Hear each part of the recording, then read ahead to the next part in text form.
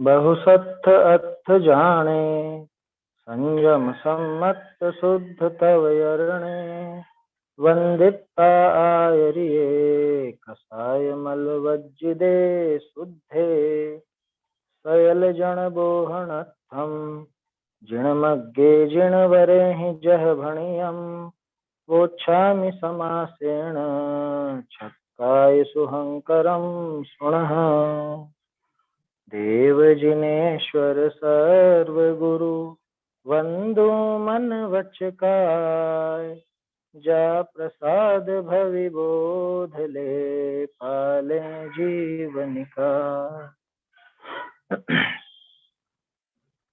बोध पहाड़ ग्रंथ पर अपनी चर्चा चल रही है और इसमें अब तो समापन जैसा प्रकरण है। आखिरी प्रकरण चल रहा है अपना प्रव्रज्या का। प्रव्रज्या का शब्दार्थ है दीक्षा, और दीक्षा का अर्थ यहाँ पे सिर्फ दीक्षा ले उस समय की बात नहीं है। दीक्षा का मतलब कि जो दीक्षा लेते हैं उन जीवों का ऐसा स्वरूप होता है, या जो दीक्षा ग्रहण की गई है वो दीक्षा आजीवन इसी तरह की रहती है। तो प्रव्रज्या नाम से मुनिराज का पूरा स्वरूप दिखाया है।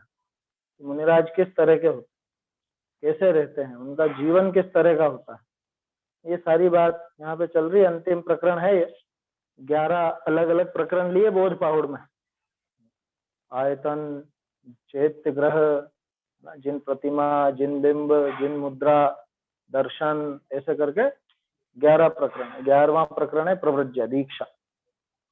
सबसे बड़ा प्रकरण भी है और देखा जाए तो सबसे जरूरी है। 2000 साल पहले कुंदकुंदाचार्य देव ये मर्यादा निश्चित करिए क्या कि मुनिराज किस तरह के होते हैं, कैसे मुनिराज का स्वरूप होता है, ये मर्यादा उन्होंने बता दी। अब विडंबना ये है कि आज के इस युग में कोई ये देखना नहीं चाहता। बोध पहाड़ ग्रंथ खोल के नहीं देखना चाहता। अष्टपहाड़ की चर्चा कहाँ होती, बहुत कम होती। देखो कल अपन ने जो बात देखी थी, कल भी बहुत बढ़िया गाथा थी, 54 नंबर की गाथा। इसमें क्या बताया था? कल नहीं आया था? कल नहीं था कि 6 के 6 सहनन, 6 ही सहनन, उन 6 सहननों में दीक्षा संभव है। कितनी बड़ी बात है ये। लोग बाग बहाना बनाते हैं ना, पंचम काल है, हीन सहनन है, अभी ये सब नहीं हो सकता है, इतनी कठोर बातें नहीं करनी चाहिए, अभी सहते नहीं है लोग बाग। ये 2000 साल पहले की बात है, पंचम काल की बात है। और कुंदकुंदाचार्य देव ने लिखा, क्या लिखा कि कैसा भी सहनन हो, 6 के 6 सहनन में ये दीक्षा संभव है। दीक्षा संभव है क्या? होती है, 6 सहननों में होती है। तो कल अपन ने ये भी बात करी कि 6 सहननों में मुक्ति तो नहीं होती, फिर दीक्षा लेके क्या करो? बढ़िया प्रश्न था ये। फिर दीक्षा लेके क्या करो? तो उसका जवाब बहुत सुंदर कि भाई यहाँ पे मान लो सम्यक दर्शन प्राप्त कर भी लोगे घर में, तो यहाँ 3 भट्टियां चालू हैं, है समझ में? यहाँ 3 कषाय चौकड़ी मौजूद है और वहां 3 कषाय चौकड़ी का अभाव है। तो जब तक मोक्ष नहीं हो रहा है तब तक कम से कम उतना सुख तो लो, है समझ में? कब तक दुखी क्यों होते रहे फालतू में? मोक्ष नहीं भी हो तो 3 कषाय चौकड़ी के अभाव रूप जो अतीन्द्रिय आनंद है, अतीन्द्रिय सुख है, उसका तो पान करें। देखो एक प्रकरण और ध्यान आता है। बहुत से लोग ऐसा कहते हैं कि देखो आदिनाथ जी को तो 1000 वर्ष लगे, है ना, दीक्षा ली और 1000 वर्ष तक तप किया, उसके बाद उनको केवल ज्ञान प्रकट हुआ। बाहुबली तो 1 वर्ष तक लगातार खड़े के खड़े ही रहे, उसके बाद उनको केवल ज्ञान प्राप्त। और भरत जी का बहुत बढ़िया काम रहा क्या कि दीक्षा ली और 48 मिनट में केवल ज्ञान और मोक्ष। मतलब मोक्ष तो खैर बाद में, आयु पूरी होने पर, लेकिन दीक्षा के 48 मिनट में केवल ज्ञान हो गया। तो बोलो, भरत जी घर में ही रहे और उस समय वो मुनि बन करके तप कर रहे थे, तब कौन ज्यादा आनंद में था?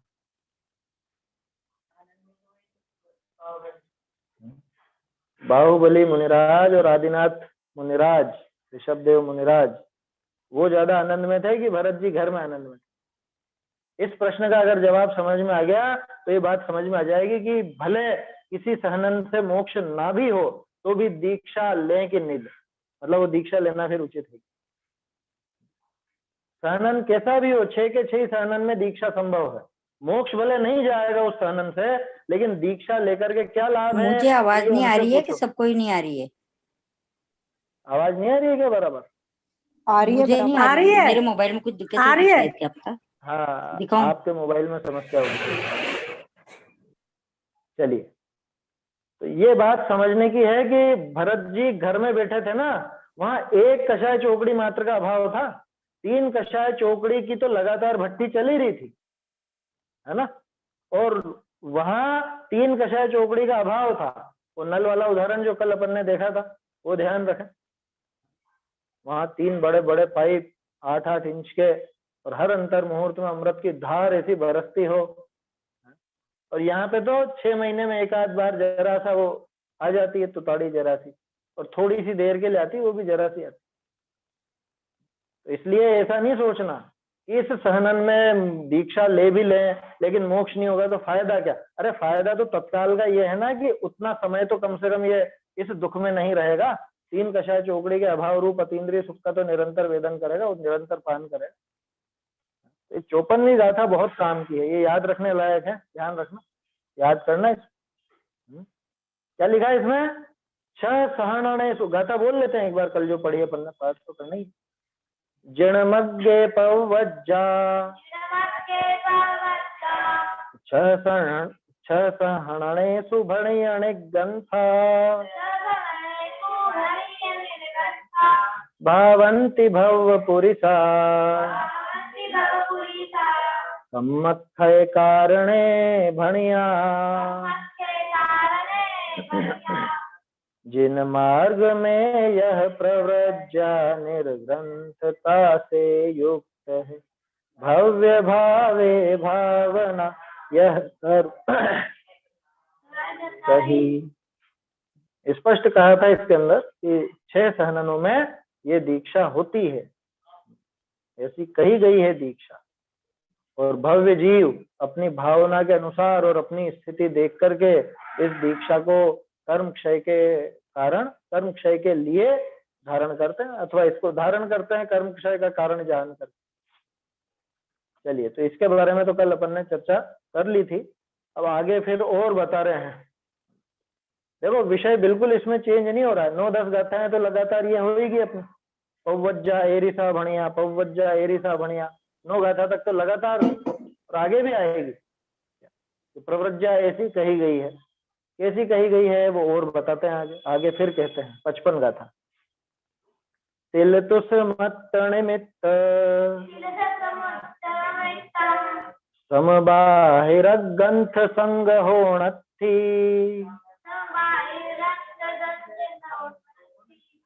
ये ध नहीं है, यहाँ पे थ आएगा, थ सुधार कर लीजिए।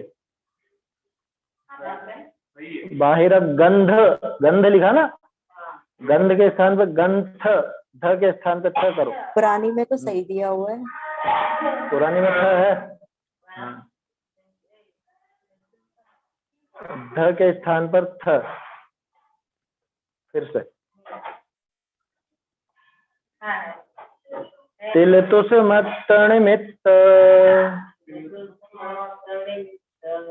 समबाहिरग्रंथ संग होणथी, पवज्ज हवै ऐसा जह भणिया सवदरी सिंह। तिल तुस मत निमित्त समबाहिरग्रंथ संग होणथी, पवज्ज हवै ऐसा जह भणिया सवदरी सिंह। जिसमें परिग्रह नहीं अंतर बाह्य, तिल तुष मात्र भी सर्वज्ञ के जिन मार्ग में जिन प्रव्रज्या ऐसी कही। देखो इसमें भी बात आ गई, पिछली गाथा में जैसे पहले की गाथाओं में थी पौवज्जा एरिसा भणिया, इसमें आ गई पौवज्ज हवई ऐसा। बात तो वैसी की वैसी है। क्या कहा? तिल तुष मत निमित्त, तिल तुष मात्र निमित्त। क्या मतलब? कि तिल तुष मात्र परिग्रह का जो निमित्त है कौन, ये समझना पड़ेगा। तिल तुष मात्र परिग्रह का निमित्त कौन है? हमारे पास ये जो परिग्रह है, ये कपड़े वगैरह है, इसका निमित्त कौन? चलो प्रश्न सरल करते हैं। द्रव्य परिग्रह का निमित्त कौन?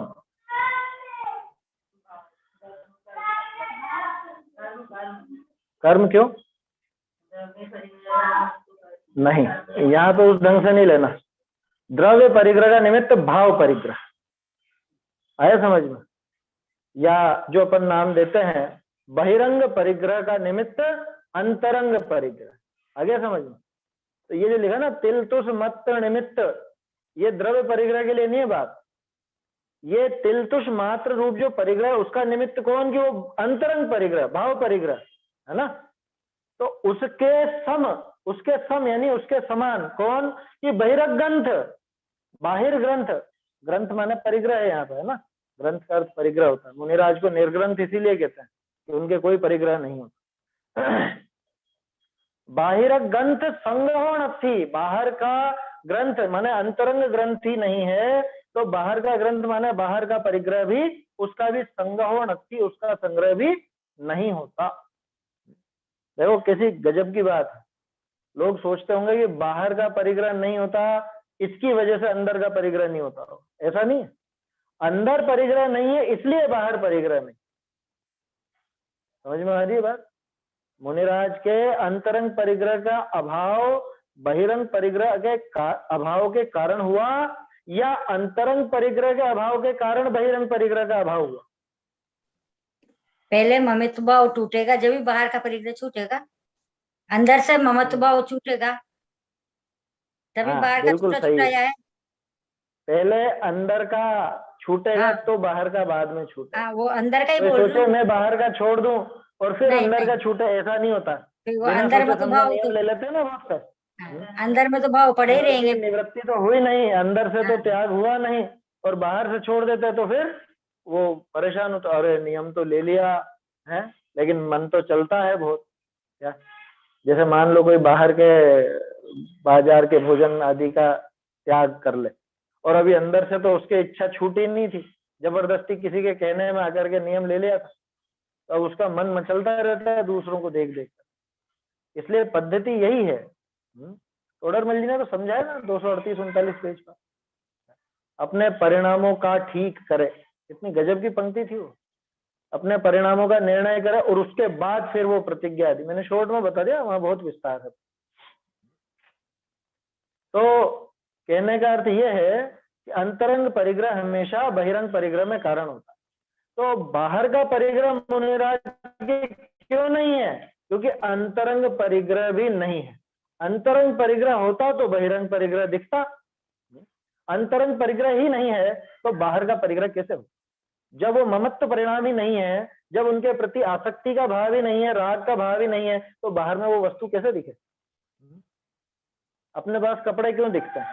अपने पास गाड़ी वगैरह क्यों दिखती है? अपने पास मकान क्यों दिखता है? क्योंकि हमारे पास वो भाव है, अपने अंदर में वो भाव है कि मेरे पास ऐसे कपड़े हो, मेरे पास ये गाड़ी हो, मेरे पास मकान हो, जो भी है।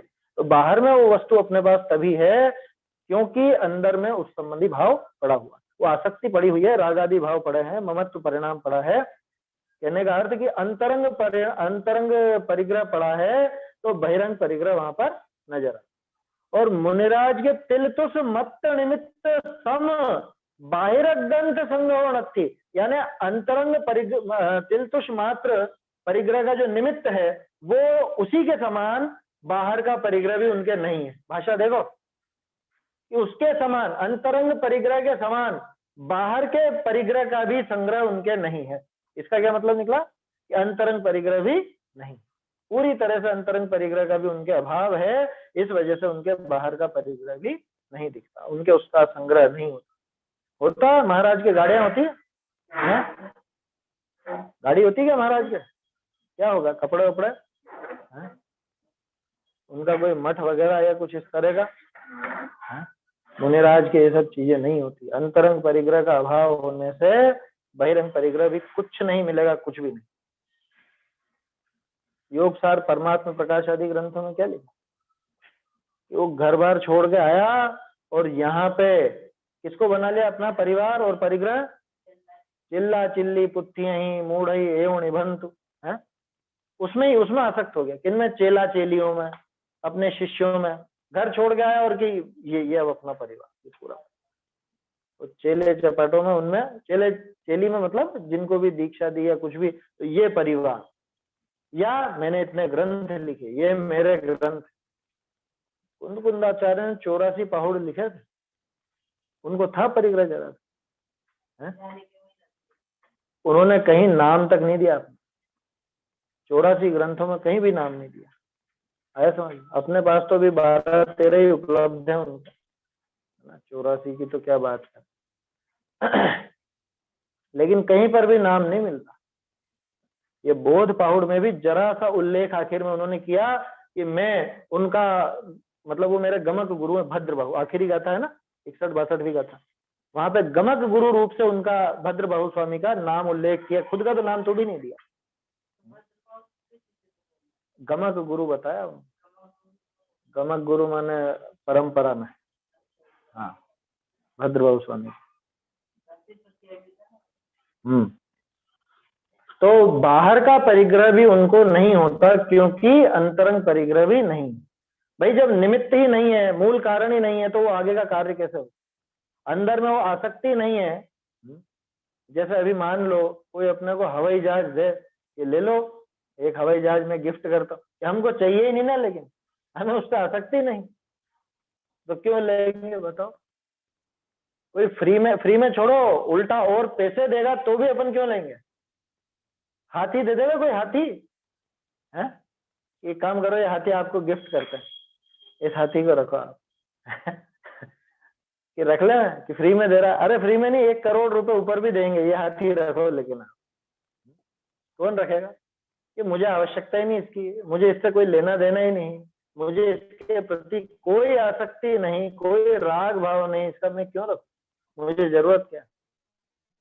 मुनिराज के नहीं होती एक भी चीज नहीं, ना कोई पाटा होता है, ना कोई सिंहासन होता है, ना कोई गाड़ी होती है। आया समझ में? कोई तरह तरह के वो जो आजकल दिखाए जाते हैं, ये सब झगड़े टंटे नहीं होते। क्या कह रहे हैं? पवज्य हवाई ऐसा, पवज्य माने प्रव्रज्या, हवाई माने होती है ऐसा, मतलब इस तरह की, ये प्रव्रज्या इस तरह की होती है, दीक्षा इस तरह की होती है, मुनिराज का स्वरूप इस तरह का होता है। और क्या कह दिया फिर आगे? ज भणिया सौदरिसिहिम, लो ये मेरी मत मानो, मैं तो किसकी बताई हुई कह रहा हूँ? सौदरिसिहिम। सौदरिसिहिम मतलब सब कुछ देखने जानने वाले, सर्वज्ञ देव। ये जो सर्वज्ञ देव हैं, उन्होंने ये प्रव्रज्या ऐसी कही है, जह भणिया जैसी कही है, वैसी यहाँ पे बता रहा हूँ, ऐसी कही है भैया। कि तिल तुष मात्र भी परिग्रह नहीं होता। कितनी जगह बात आ गई, तिल तुष मात्र परिग्रह नहीं होता, निष्परिग्रही होते हैं, हैं? कितनी बार आ गई इस बोध पहाड़ में, और इसके पहले भी आई। तो ये वास्तव में मुनिराज का गजब का स्वरूप है। अपरिग्रही होते हैं। देखने को अहिंसा सबसे बड़ा लगता है ना अपने को धर्म, वास्तव में वो अपरिग्रह में बहुत बात छुपी। हालांकि वो सब अहिंसा के ही भेद है, एक अहिंसा के वो 5 भेद खड़े होते हैं, लेकिन अपरिग्रह की विशेषता है। अहिंसा में अपने को वो इतनी बारीकी से नजर नहीं आती, वो सब बात, उनके भावों की विशुद्धि और वो सब नजर नहीं आती। अपरिग्रह में वो सब बातें नजर आती। अपरिग्रह में आपको 5 इंद्रियों का जीतना भी नजर आएगा। अपरिग्रह में आपको समितियां भी नजर आएंगी, और चीजें भी नजर आएंगी, इसलिए अपरिग्रह विशेष है। ठीक है, गाथा का तो अर्थ स्पष्ट है ना। तिल तो मत निमित्त सम बाहिर ग्रंथ संग हो नथी, कि बाहर के ग्रंथों का माने बाहर के परिग्रहों का भी संग्रह उनके नहीं होता। कैसे नहीं होता? कि जैसे तिलतुष मात्र परिग्रह का जो निमित्त है वो निमित्त के समान ही ये भी नहीं होता, माने वो निमित्त भी नहीं है और ये नैमित्तिक भी नहीं है, कारण भी नहीं और उसका कार्य भी नहीं। इस प्रकार की वो प्रवृत्तियां होती है। देखिए अर्थ पढ़ता हूं, ढूंढारी से मिलान कीजिएगा। अर्थ, जिस प्रवृत्तिया विषय तिल के तुष मात्र का संग्रह का कारण ऐसा भाव रूप इच्छा नामा अंतरंग परिग्रह बहुरी तिल के तुष समान बाह्य परिग्रह का संग्रह नहीं, ऐसी प्रवृत्तियां जैसे सर्वज्ञ देव कही है सो ही है, अन्य प्रकार प्रवृत्तियां नहीं होए, ऐसा नियम जानना। भावार्थ, श्वेतांबर आदि कहे हैं, जो अपवाद मार्ग में वस्त्र आदि का संग्रह साधु के कया है, तो सर्वज्ञ के सूत्र में तो कया है नहीं, तिन्होंने कल्पित सूत्र बनाए हैं, इनमें कया है सो काल दोष है। आगे फेर कहें, ठीक है ना। हाँ एक ही बात है, तो उन्होंने भावार्थ अलग से नहीं दिया होगा, वाक्य में अंतर आया क्या, नहीं आया ना, बस ठीक है। क्या कहा, जिस प्रवृत्तिया में तिल के तुष मात्र के संग्रह का कारण तिल तुष मात्र का निमित्त है ना, कौन है तिल के तुष मात्र का कारण? तिल तुष का अर्थ समझता है? तिल तुष माना तो पूछा क्यों नहीं फिर?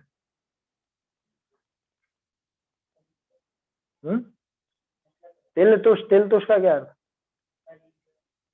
अरे तिल तुष माने परिग्रह थोड़ी ना होता, तिल्ली का छिलका है ना।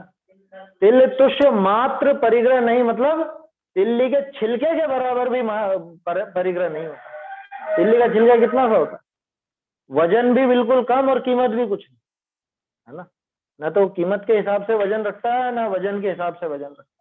तो तिल्ली के छिलके के बराबर भी परिग्रह उनके नहीं होता। क्यों? क्योंकि तिल्ली के छिलके बराबर भी उनके राग नहीं होते, उस परिग्रह की आसक्ति उतनी भी नहीं रहती। जिस प्रवृत्तिया में तिल के तुष मात्र के संग्रह का कारण इस प्रकार भाव रूप इच्छा अर्थात अंतरंग परिग्रह, आप वाला पाठ पढ़ा था, कितने बताए थे परिग्रह? परिग्रह कितने बताए थे? हाँ हाँ, अंतरंग कितने थे? अंतरंग 10,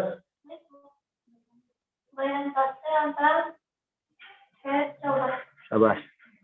अंतरंग 14 और बहिरंग 10, है ना, ध्यान है। देखो क्या कहा, इस प्रकार भाव रूप इच्छा, तो अंतरंग परिग्रह तो वास्तव में वो इच्छा है। अब इच्छा कैसे भी हो सकती है, और राग भी इच्छा और द्वेष भी इच्छा, दोनों ही प्रकार की इच्छा परिग्रह में शामिल है ना। क्योंकि पूरी 14 में किन किन का नाम है? 14 में सारी कषाएं आ गई ना, तो कषायों के पहले किसका नाम आया? सबसे पहला परिग्रह तो मिथ्यात्व, वो ममत्व परिणाम, वो बाहर के परिग्रह के प्रति आसक्ति का भाव तो बाद में आएगा, उसके पहले तो उससे संबंधित ममत्व परिणाम आएगा। क्या ये मेरा है अथवा ये मेरा हो जाए? 19, 20, 21 गाथा समय साथ, क्या ये मेरा था, मैं इनका था, ये मेरा हूं, ये मैं इनका हूं, ये मेरा है, मैं इनका हूं, ये मेरे होंगे या मैं इनका होऊंगा, ये सब नहीं है क्या ममत्व परिणाम? तो पहले तो ये मिथ्या, ये सबसे पहला परिग्रह, इसके बाद ही वो सारी की सारी योजना बनती है, सारी चीजें बाहर में आती है। जिस प्रवृत्तिया में तिल के तुष मात्र के संग्रह का कारण इस प्रकार भाव रूप इच्छा अर्थात अंतरंग परिग्रह, ये भाव जो है इच्छा रूप भाव है, ये तो अंतरंग परिग्रह, और इसके कारण क्या होता है, और उस तिल के तुष मात्र बाह्य परिग्रह, और बाहर का कितना रहता है परिग्रह उनके पास? कह रहे हैं कि तिल्ली के छिलके बराबर भी परिग्रह नहीं, तिल्ली का छिलके के बराबर भी परिग्रह नहीं। मेरे ख्याल से इससे छोटा छिलका और किसका होता होगा? तिल्ली से छोटा और कोई पदार्थ है जिसका छिलका निकलता हो? क्यों लेते हैं तिलतुष मात्र नाम, क्यों लेते हैं, ये भी सोचना चाहिए अपने। इससे छोटा है क्या कोई और? इससे सबसे मतलब इससे छोटा और इससे हल्का, सही बात है, होता ही नहीं किसी का छिलका। अपनी जानकारी में तो नहीं है, किसी को हो तो बताइएगा। राई सरसों राई का छिलका कहाँ होता है? होता है ना, निकलते हैं ना, पीली राई का निकाल के तो तो अचार राई से तो छोटी होती है तिल्ली, तिल्ली तो नहीं छोटी होती है राई राई। से। राई तो और छोटी होती है ना, नहीं नहीं नहीं, तिल्ली छोटी होती है। तिल्ली छोटी होती है। हाँ, वजन भी तो कम रहता है तिल्ली का। राई सरसों का तो भार रहता है, उसमें तो तेल रहता है। तेल तो खैर तिल में भी रहता है, लेकिन वजन उसका ज्यादा रहता है। तो इसीलिए आचार्य देव इसका उदाहरण लेते हैं, तिल तुष मात्र संग नहीं जाके, ज्ञान ध्यान गुण बल है, ऐसे साधु सुगुरु कब मिल है। देखो, उस तिल के तुष मात्र बाह्य परिग्रह का संग्रह नहीं है। इस प्रकार की प्रवृत्तियां जिस प्रकार सर्वज्ञ देव ने कही है उसी प्रकार है। क्या ये जो हम कह रहे हैं हमारी जेब की बात नहीं है, सर्वज्ञ देव ने ऐसी ही कही है और ऐसी हम बता रहे हैं और ऐसी ही होती है, इसमें शंका ही मत करना। अरे ये तो बहुत कठोर है, ऐसी थोड़े ना सधेगी, थोड़ा बहुत तो साधन चाहिए होता है। आज की गर्मी और उस जमाने की गर्मी में अंतर था, अभी तो थोड़ी सुविधाएं चाहिए। क्या आज की सर्दी और उस जमाने की सर्दी में अंतर था, बहाने बनाते ना लोग। तो वो 54वीं गाथा पहले ही दे दी थी, इसीलिए ये सहनन की बात तो करना ही मत। और मुनिराज तिलतुष मात्र परिग्रह उनके होता नहीं, न बाहर में न उसका निमित्त रूप अंतरंग भाव, वो भी नहीं होता। तो अंदर में भी नहीं होता और बाहर में भी नहीं होता। उस तिल के तुष मात्र बाह्य परिग्रह का संग्रह नहीं है। इस प्रकार की प्रवृत्तियां जिस प्रकार सर्वज्ञ देव ने कही है उसी प्रकार है, अन्य प्रकार प्रवृत्तियां नहीं है। अन्य प्रकार की कोई प्रवृत्तियां होती नहीं। इसका क्या मतलब, क्यों कह रहे हैं अन्य प्रकार नहीं होती? श्वेतांबर आदि कहते हैं अपवाद मार्ग में, अपवाद मार्ग नाम सुना? अपवाद मार्ग माने एक्सेप्शन, अपवाद है ये, इसका एक अपवाद है। कह रहे देखो हुंडा उसर्पिणी काल है ना, तो हुंडा उसर्पिणी काल में तो बहुत सारी ऊटपटांग चीजें हो ही जाती। तो ऊटपटांग होती है तो वो क्या असंभव होती है क्या? क्या हुआ, हुंडा उसर्पिणी हो गया तो क्या हो गया कि चौथे काल में मोक्ष चलेगी? तो मोक्ष जाने की मना तो नहीं थी, है ना? ऐसा तो नहीं कि असंभव, आम तौर पे नहीं जाते हैं, इस बार चलेगा कि तीर्थंकरों की बेटियां होंगी। अरे तो क्या बेटियां होने की मना थोड़ी ना, कुछ भी हो सकता है बच्चा, तो बेटी हो कि बेटा हो। चक्रवर्ती का मान गल गया तो उसमें क्या बड़ी बात है? पाप का उदय आए तो चक्रवर्ती को एक व्यंतर ही पलट देता। समझ में आ रही बात? तो वो कोई ऐसे काम नहीं होते जो असंभव हो, है समझ में? और उस हुंडा उसर्पिणी का नाम लेकर के ये अपवाद मार्ग चलाने की कोई सोचे, ये पिछली कथा से जुड़ी हुई बात है। ये 54वीं में जो अपन ने देखा और इसमें देखा उससे जुड़ी हुई बात है कि श्वेतांबर आदि कहते हैं अपवाद मार्ग में तो वस्त्रादिक का संग्रह साधु को कहा है कि भाई अपवाद रूप से ये भी चल सकता है। जैसे कुछ लोग ऐसा सोचते हैं ना, अपवाद में चश्मा भी चल सकता है। जब अपवाद में चश्मा चला दिया तो अपवाद में कान की मशीन क्यों नहीं चलेगी, और चीजें क्यों नहीं चलेंगी?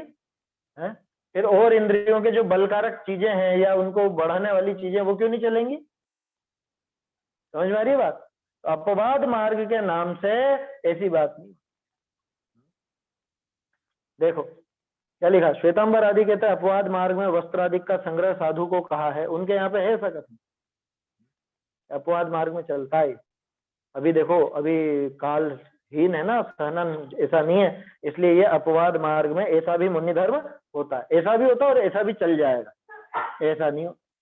वह सर्वज्ञ के सूत्र में तो नहीं कहा है, उन्होंने कल्पित सूत्र बनाए हैं, उनमें कहा है वह काल दोष। भाई काल दोष से जिनवाणी में भी मिलावट हो गई, उन्होंने अपने मन मानी बातें भी लिख दी। देखो ध्यान रखना, झगड़ा नहीं है किसी से, वहां पे कोई झगड़े की बात नहीं कि अरे ये गाली दे रहे हैं कि क्या कर रहे हैं। भाई ये जिनागा मुक्त बात नहीं है, सीधी सी बात। अपवाद मार्ग के नाम पे आपको जो जचता है वो थोड़े ना करने लग जाओ। अपवाद मार्ग के नाम पे क्या मंदिर में ऊटपटांग काम भी हो जाएंगे क्या? हर कुछ थोड़े ना हो जाएगा। भगवान की जो विनय है, जिनेन्द्र भगवान ने जो कहा है, जैन शासन में जैसी जैसी बात लिखी है, वो सिद्धांत थोड़े ना पलट जाए। अपवाद मार्ग तो यूं कह दो पाप करते करते भी तुम तो स्वर्ग पहुंच जाओगे, मोक्ष पहुंच जाओगे। अपवाद मार्ग में ऐसा भी हो जाता होगा कि इनके लिए छूट है। ये अपने यहाँ नहीं चलता, ये जैन शासन में नहीं चलता, है ना। एक होए तरण काल में परमारथ नो पंथ, तीनों काल में कोई फर्क नहीं पड़ता, चौथा काल है कि पांचवा काल है कि हुंडा अवसर्पणी है, इससे कोई फर्क नहीं। ठीक है, सरल है गाथा, कोई ऐसी कठिनाई नहीं है। ये तो दृढ़ता से उतारने वाली गाथाएं हैं, गाथाओं में कोई विशेष दाव पेंच नहीं है इनमें, लेकिन मानते नहीं इतनी सीधी बातें लिखने के बावजूद भी। सीधा सीधा तो लिख दिया आचार्य देव, इसके बाद भी कहाँ गले उतरती है लोगों। आगे फिर कहते हैं, देखो और क्या कह रहे हैं आगे, 56वीं। ओवसग्ग परिसहसा अणिज्जन देशे हिणिच्च अत्थेयी सिलकट्ठे भूमितले सव्वे आरुहै सवत्थ ओवसग्ग परिसहसा मणिज्जन देशे हिणिच्च अत्थेयी सिलकट्ठे भूमितले सव्वे आरुहै सवत्थ परिशह सहे उपसर्ग जीत रहे निर्जन देश में शिला पर या भूमि तल पर रहे वे सर्वत्र।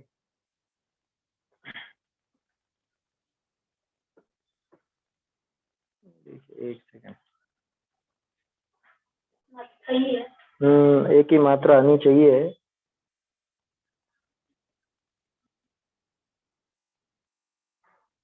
हाँ, एक ही मात्रा आएगी उसमें, पुरानी वाली में है क्या? अत्थेई कि अत्थई? अत्थई। अच्छा, उसमें नहीं है, एक की मात्रा आएगी लेकिन, है ना। भागचंद जी ने तो दी है, हस्तलिखित में तो है, लगा लीजिए एक ही मात्रा। देखो क्या कह रहे हैं, उवसग्ग परिसह सहा, कैसे होता है मुनिराज, कैसी होती है प्रवृज्जा? उवसग्ग माने उपसर्ग, सीधा है बिल्कुल, कोई कठिनाई नहीं है। परिसह, परिशह 22 परिशह, सहा उवसग्ग परिसह सहा माने उपसर्ग और परिशय को सहने वाले, है ना, या उसमें अपने आप ही सहन किए जाते हैं, हो जाते हैं। और कैसे होते हैं? निज्जन देशे ही निच्च अत्थेई, निज्जन देशे निर्जन देश में, कि जहां पे कोई दूसरा नहीं मिले। एको छंद है ना, क्या है, चलो सखी जइए जहां जहां न अपनो कोय, है माटी कलेवर भखे जनावरा मरता रोए न कोय। क्या ये मुनिराज की भावना है? चलो ऐसी जगह चलते हैं जहां कोई अपना नहीं, कलेवर भखे जनावरा कि जानवर वहां पे कलेवर खा जाए, और मरता रोए ना कोई, कि मर जाए तो कोई रोने वाला नहीं। बनारसी दास जी की पंक्तियां याद है कि मरना भला विदेश में जहाँ ना अपना कोई। नहीं, ये बनारसी दास जी की थोड़ी ना है, वो ये भागचंद जी की। भागचंद जी की, मरना भला विदेश में जहाँ ना अपना कोई। मरना भला विदेश में जहां ना अपना कोई। देखो भागचंद जी ने लिखा है, मरना भला विदेश में जहां ना अपना कोई। गजब, क्या कि जहाँ कोई रोने वाला नहीं हो, फालतू के ये ढोंग धतूरे ना हो। क्या कह रहे हैं? निर्जन देशे ही निच्च अत्थेई, निर्जन देश में, निर्जन प्रदेशों में, जहाँ कोई आता जाता नहीं हो, जहाँ पे उनको आत्म साधना में कोई बाधा खड़ी ना हो, ऐसे ऐसे अत्थेई मतलब रहते हैं। कब कब रहते हैं? कभी कभी। क्या लिखा? नित्य, नित्य माने नित्य, हमेशा, हमेशा ऐसे ही प्रदेशों में रहते हैं, ऐसी जगह पे रहते हैं। पब्लिक चाहिए उनको, 100-200 लोग तो आगे पीछे घूमने वाले होने ही चाहिए। देखो मेरा जुलूस निकल रहा है तो कम से कम 5000 की पब्लिक तो होनी चाहिए, ऐसा भाव रहेगा। यहाँ कह रहे हैं कि निर्जन देशे ही निच्च अत्थेई, निर्जन देश में उनको सुहाते नहीं है कोई आ जाए तो चिढ़ते हैं वो उनसे, कि चिढ़ने की बात नहीं है, लेकिन वो अपना आत्म कल्याण करने के लिए मुनि बने हैं, तो आत्म साधना में लीन रहना पसंद करते, एकाकी जीवन पसंद करते हैं। अरे सोचो तो सही, क्यों वो पहाड़ों पर चढ़ जाते हैं ऊपर, हैं? गर्मी में क्यों पहाड़ के ऊपर जाते हैं? मजे आ रहे हैं क्या गर्मी से? कि वहां कोई आएगा नहीं, इतनी गर्मी में कोई ऊपर आएगा नहीं। सर्दी में क्यों तालाब के किनारे या चौहटे, बिल्कुल चौगान जो खुली जगह हो, ऐसी जगह क्यों ठहरते हैं? कि कोई आएगा नहीं। आया समझ? ये उनका क्या कहें, साइकोलॉजिकल कारण है ये इस बात कि वो चाहते नहीं कि कोई आए और डिस्टर्ब करे। क्यों खड़े खड़े आहार लेते हैं, बैठ करके क्यों नहीं कर लेते तसल्ली? ये रुकना नहीं है उनको श्रावक के पास। अभी आगे आएगा कहाँ कहाँ नहीं रहते, किस किस के पास नहीं रहते, इनका संग नहीं करते। क्यों? क्योंकि संगति से प्रभाव पड़ जाता है कभी कभी। निमित्त निमित्तिक संबंध है वैसे तो, योग्यता तो खुद की होती है, लेकिन बिगाड़ होना हो तो ऐसे ही निमित्तों के बीच में होता। तो इसलिए निर्जन देशे ही नित्य, ये नित्य निर्जन प्रदेशों में ही रहते हैं, जहाँ पे कोई बहुत भीड़ भाड़ नहीं हो, कोई आते जाते नहीं हो। कहाँ रहते हैं? और सिल, सिल माने शिला, चट्टाने, बड़े बड़े पहाड़ हो या उनके पत्थर हो। कट्ठे, काष्ठ है ना, कष्ट नहीं काष्ठ, काष्ठ का बना है कट्ठ है ना। काष्ठ माने लकड़ी। तो देखो लकड़ी के पाटे की बात होगी शायद, है? अरे बड़े बड़े जो पेड़ होते हैं, पेड़ के तने कोटर, उनमें निवास करते हैं। देखे इतने बड़े पेड़ की नहीं देखे?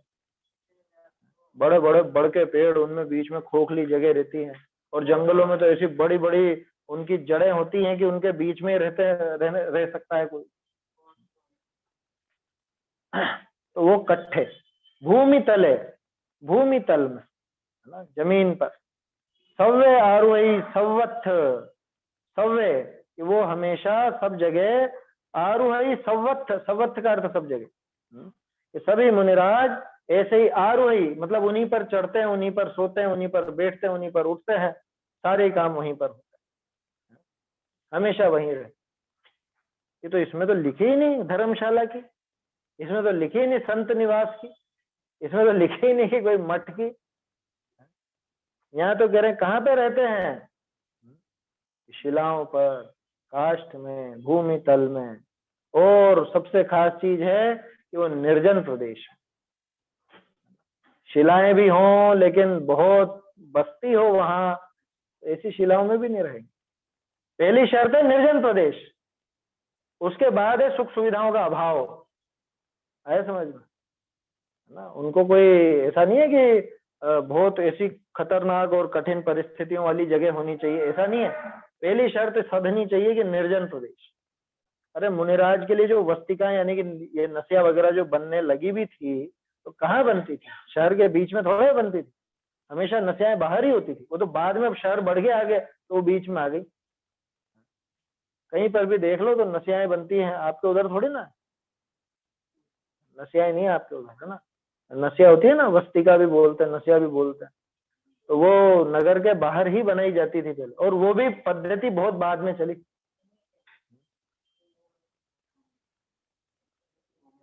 क्यों है? इंदौर वगैरह में तो है ना, है बहुत जगह है।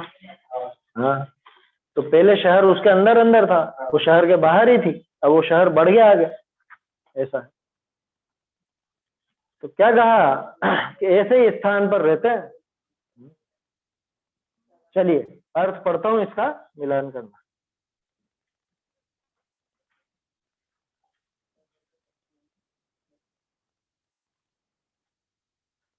अर्थ कैसी है प्रव्रज्या?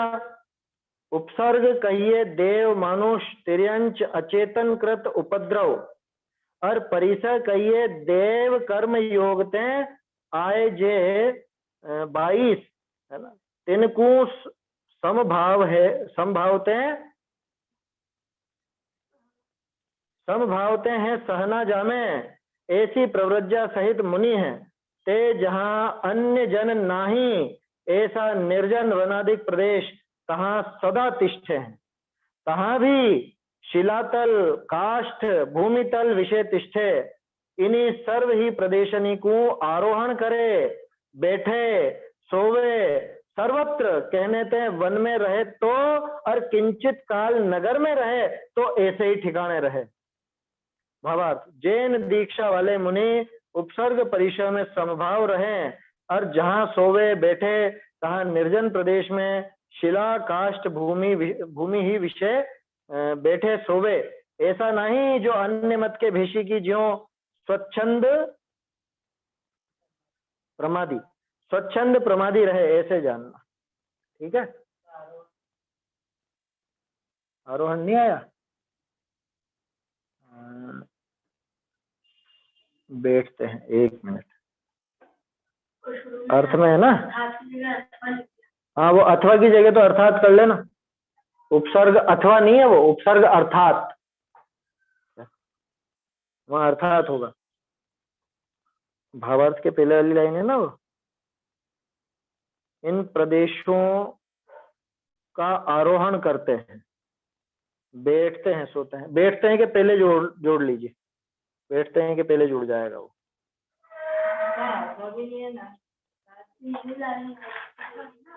पहली लाइन है ना, उपसर्ग अथवा देव,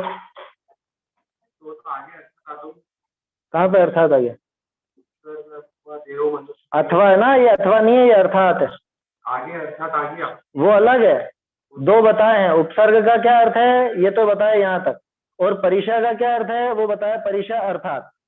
ऐसे उपसर्ग का क्या मतलब कि उपसर्ग अर्थात देव मनुष्य तिर्यंच और अचेतन कृत उपद्रव, ये उपसर्ग की परिभाषा।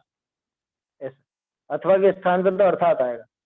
और ये जो सेकंड लास्ट लाइन है अर्थ की, इसमें बैठते हैं के पहले आ जाएगा आरोहण करते हैं। आरोहण करते माने चढ़ते हैं, आरोहण करते हैं। बैठते हैं तो आगे है ना, बैठते हैं के पहले लिखना है अपने को, बैठते हैं तो आएगा। इन सभी प्रदेशों में आरोहण करते हैं, बैठते हैं, सोते हैं, ऐसे वाक्य बने। ठीक है ना? आरोहण माने चढ़ना, इस पर चढ़ते हैं, शिलाओं पर, और जो भी बताई है। देखो पढ़ता हूँ अर्थ। उपसर्ग का क्या मतलब और परिशा का क्या मतलब, बहुत से लोग कंफ्यूज रहते हैं इसमें। उपसर्ग परिशा तो एक जैसी चीज है कि नहीं, अंतर है दोनों। देखो क्या है, उपसर्ग यानी तो देव मनुष्य तिर्यंच और अचेतन कृत उपद्रव, जो जानबूझ करके किया गया हो, उनके ऊपर ही किया गया हो विशेष रूप से, है ना, वो कहलाता है उपसर्ग। मेरे ख्याल से अभी 2-4 दिन पहले भी अपनी बात हुई थी शायद, है ना, उपसर्ग और परिशा के संबंध। और परिशय किसको कहते हैं? परिशा अर्थात दैव। दैव का देव नहीं है, ये ध्यान रखना है, दैव है, देव। देव अन्य जगह पे बोला जाता है भाग्य को, और अपने यहाँ पे दैव बोलते हैं कर्म को। देव माने कर्म योग से आए हुए 22 परिशयों को समभाव से सहना। तो परिशय और उपसर्ग में आया अंतर समझ में? उपसर्ग बुद्धि पूर्वक जान करके उनके ऊपर ही, विशेष तौर से उनके ऊपर ही किया जाता है, किसी देव द्वारा, किसी मनुष्य द्वारा, या किसी तिर्यंच द्वारा। दंश मशक की बात करी थी अपन। मच्छर क्या है, उपसर्ग या परिशय? परिशय में नाम आया, लेकिन वो तो तिर्यंच है ना, तिर्यंच ने उपद्रव किया ना, वो तो सबके लिए है ना, वो कोई सोच के नहीं कर रहे हैं मुझे इनको काटना है या मुझे इनको डिगाना है, वो उपसर्ग नहीं कहलाता, वो परिशय कहलाता, है ना। हाँ, उपसर्ग अर्थात देव मनुष्य तिर्यंच और अचेतन कृत उपद्रव। देखो ये भी एक विशेष बात है, अचेतन द्वारा भी उपद्रव हो जाता है। अचेतन द्वारा कैसे होगा? वो तो सोच के नहीं करता, उसमें तो ज्ञान ही नहीं। कि कई बार कुछ ऐसी आपदाएं होती हैं जो किसी के द्वारा कुछ काम किए जाने की वजह से हो जाती, वो उसने जान करके मुनिराज पर नहीं किया, लेकिन कुछ ऐसा काम बन गया जिससे वो घटना घट गई, तो उसको भी उपसर्ग कह दिया जाता। बारीक अंतर है वैसे दोनों में, फिर भी सामान्य तौर पर अपन ऐसा समझो कि उपसर्ग तो मुख्य रूप से बुद्धि पूर्वक होता है। मुख्य रूप से क्यों कह रहा हूं? क्योंकि अचेतन वाली बात में बुद्धि पूर्वक नहीं लगी। और परिशय वो तो जो 22 बताए हैं, है ना, तो प्राकृतिक में तो ये आ जाएगा ना परिशय। अचेतन कृत में जैसे बहुत तेज आंधी वगैरह हो, कुछ भी हो, हाँ उपसर्ग में गिना जाता है। कभी कभी उनको उपसर्ग भी कहा है शास्त्र। कहीं पर ऐसे जो समझ लो ओले गिर गए या कुछ हुआ, तो उनको भी उपसर्ग में गिन लेते हैं, कह देते हैं कभी कभी। कोई विशेष बात नहीं, कुल मिला के बाहरी प्रतिकूल परिस्थिति, उपसर्ग हो चाहे परिशय, है ना। अर्थात परिशय अर्थात दैव यानी कर्म योग से आए हुए 22 परिशय, उनको समभाव से सहना, किसको, उपसर्ग को भी और परिशय को भी, इनको समभाव से, समता भाव से सहना। इस प्रकार प्रवृज्जा सहित जैन मुनि है, मुनिराज इस प्रकार के हो, उनको जरा भी विकल्प नहीं होता कि अरे ये क्यों इतनी दिक्कत खड़ी हो गई। सोचो कंपन आदि 700 मुनिराज थे, वो जो आग लगा दी गई है, उनको क्या विचार आया, अरे कितना दुष्ट है, इसने इतनी आग लगा दी और सबको, हमको परेशानी हो रही है अब, लेकिन हमको तो सहन करना है, इसलिए यहाँ पे रहना ही पड़ेगा। ये भाव था कि नहीं, देखो बाहर में परिस्थिति बिगड़ी है, ये आयु पूरी भी हो सकती है, अपने को अपना काम करना है, अब आत्मलीन हो, अपना आत्म स्वरूप को जानो, समझो लीन, बस छुट्टी। वो लीनता करी उन्होंने। तो समभाव से सहना, ये दुष्ट है, हमारे कर्म का ऐसा क्यों उदय आया, ये सारी बातें नहीं, फालतू की बातें, समभाव से, समता भाव से उनको सहते हैं। ऐसी प्रवृज्जा सहित मुनि है, ऐसी दीक्षा होती है मुनिराज, माने मुनिराज का ऐसा स्वरूप होता है। वे अब देखो रहते कहाँ, ये बहुत जोरदार बात, जहां अन्य जन नहीं रहते, ऐसे निर्जन वनादि प्रदेशों में कब रहते हैं, सदा रहते हैं, सदा काल ऐसे स्थान पे रहते, एक जगह टिकते नहीं, और जाते भी तो भी ऐसी जगह पे जहां पे कोई दूसरा मिले नहीं एकाएक। वहां भी कैसी जगह, वहां पे भी ऐसे नहीं कि आराम से कोई बढ़िया आरामदायक जगह मिल गई तो उसमें बैठ गए।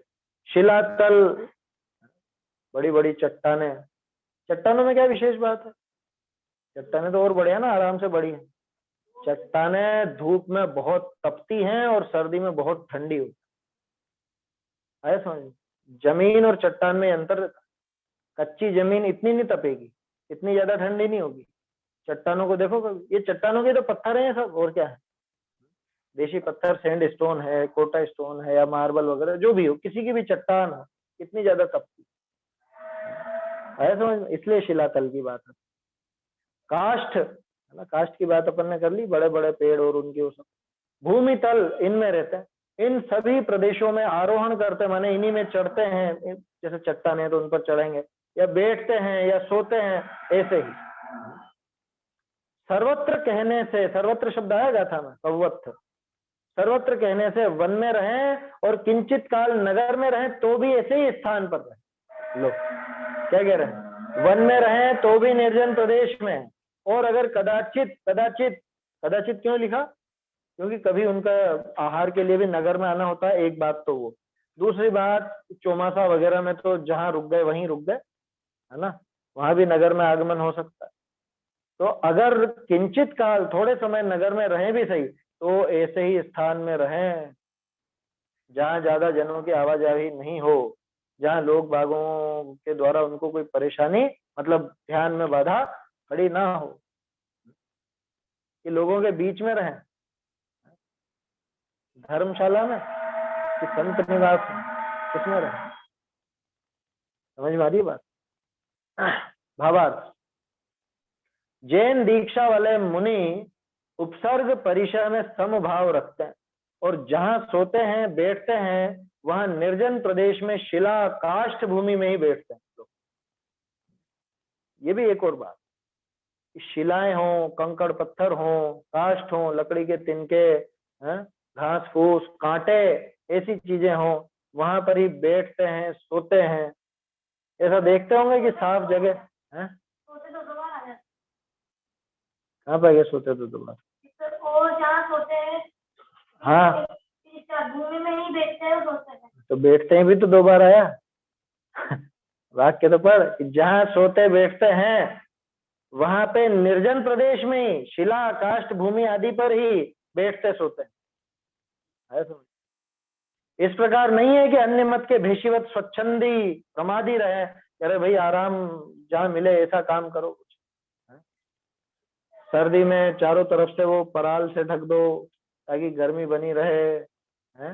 ठंड में वो खस की टाटियां लगा दो, ठंड में नहीं, उल्टा बोल गया क्या मैं? सर्दी वो क्या बोला ना, सर्दी में क्या, सर्दी में तो पराल वगैरह, और गर्मी में खस की टाटियां, है ना, वो लगवा दो बाहर। ऐसा ऐसा होता है क्या? ये पद्धति है मुनिराज की। अन्य मती की तरह, अन्य भेषी की तरह स्वच्छंदी और प्रमादी नहीं रहते, इस प्रकार जानना। क्यों? क्योंकि उनको कोई परिस्थितियों से राग या द्वेष नहीं, उनको अनुकूलता चाहिए नहीं, उन्हें प्रतिकूलता से घबराहट नहीं, इसलिए मुनिराज इस तरह के रहते। तो कहाँ रहते हैं ये बात इसके अंदर। चलिए समय हो गया है अपना, दोनों गाथाएं बोल लेते हैं एक बार।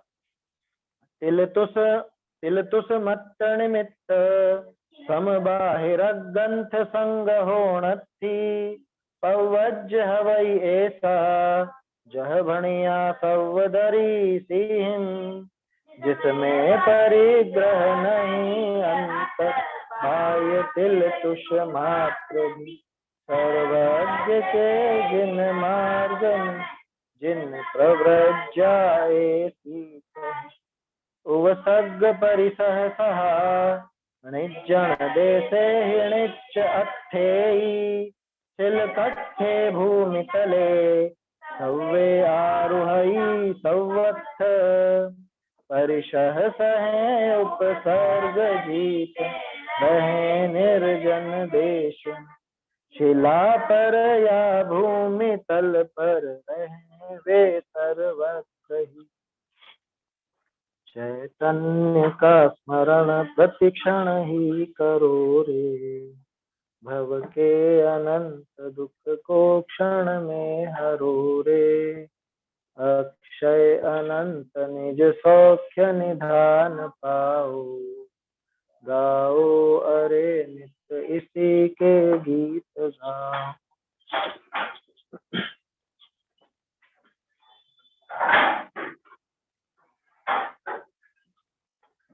जिनवाणी स्तुति। जब ते आनंद जननी दृष्टि परिमाई जब ते आनंद जननी दृष्टि परिमाई तब ते संशय विमोह भरमता विलाई जब ते आनंद जननी दृष्टि परिमाई मैं हूँ चित चिन्ह भिन्न परते पर जड़ स्वरूप मैं हूँ चित चिन्ह भिन्न परते पर जड़ स्वरूप दो उनकी एकता सुजानी दुखदाई जब ते आनंद जननी दृष्टि परिमाई रागादिक बंध हेत बंधन बहु विपत्ति देत रागादिक बंध हेत बंधन बहु विपत्ति दे संवर हित जानता सुहेतु ज्ञानता जब ते आनंद जननी दृष्टि परिमाई सब सुखमय शिव है तसु कारण विधि जार नहीं सब सुखमय शिव है तसु कारण विधि जारन इमि तत्व की विचारन जिन वाणी सुधि कराई जब ते आनंद जननी दृष्टि परिमाई विषय चाह ज्वालते दयो अनंत कालते ज्वालते दयो अनंत कालते सुधाम्बुसा पदांक गाहते प्रशांतिया जब ते आनंद जननी दृष्टि परिमाई या बिन जग जाल में न शरण तीन काल में या बिन जग जाल में न शरण तीन काल में कमाल चित भजो सदैव दौल यह सुहाई जब ते आनंद जननी दृष्टि परिमाई तब ते संशय विमोह भरमता विलाई जब ते आनंद जननी दृष्टि परिमाई।